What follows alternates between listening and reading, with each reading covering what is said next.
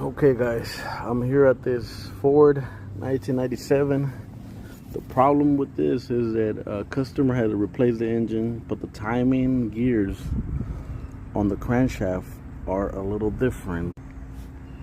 As you can see, the gears of the timing reading are completely different. This is more of a modern, like a 98, and this is like a 97. They're a little different.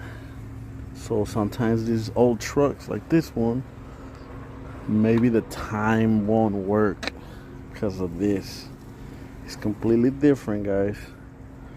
We're about to check, see if because he already replaced the computer, the key, and spent tons of money. Let's see if this fixes the problem. And you need this kind of extractor to remove it.